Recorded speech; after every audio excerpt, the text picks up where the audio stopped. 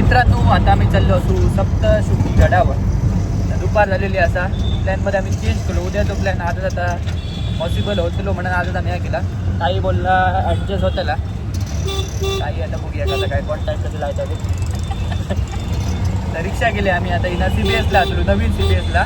आणि तिकडून बुक केलो गाडी कुठची असते म्हणजे दाखवते या ब्लॉगमध्ये तुमका सप्तशृंगी गडावर म्हणजे कसा जाऊ शकतं आणि तिकडे काय काय असं आहे सगळा म्हणजे समाज त्याला. तर ब्लॉग तुम्ही पूर्ण बघा. आमचं बस भेटलेली आहे 1:30 वाजता बरोबर सप्तशृंगीसाठी.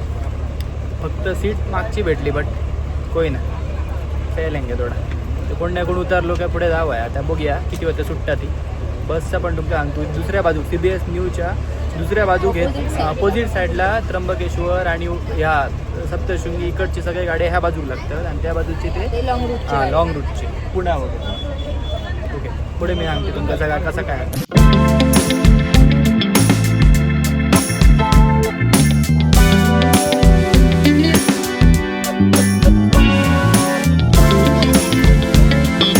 रोपवे तिकीट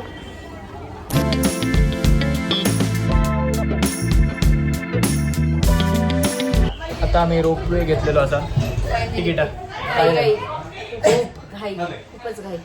कारण काय ह्याच्यामुळे ट्रान्सपोर्टमुळे खूप प्रॉब्लेम झालो त्याच्यामुळे अभि देखते आगे. वा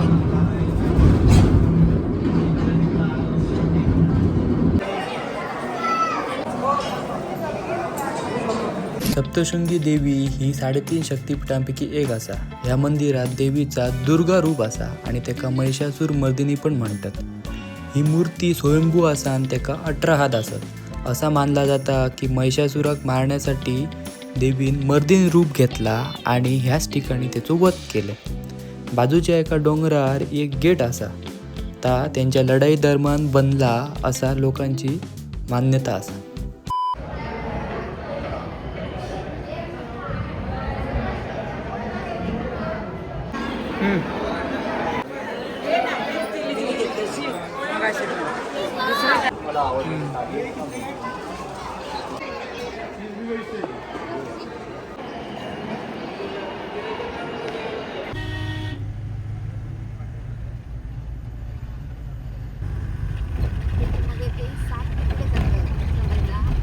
तर ह्यो जसा आपल्या ब्लॉगचो एंड. आता आम्ही सप्तशृंगी गडावरना खालती येलो. तिसर कसा पब्लिक ट्रान्सपोर्टच्या भरवशा रावता कामा न्ही. आमची आता म्हणजे वाट लागली पण जे प्रायव्हेट गाडी असतात त्यांच्यावर तसं भरोसा केलो होता. शेअरिंगने आपण येऊ आहे. पब्लिक ट्रान्सपोर्ट थोडी काय धड नाही सांगतात व्हिडिओमध्ये पण मी खरं सांगतं.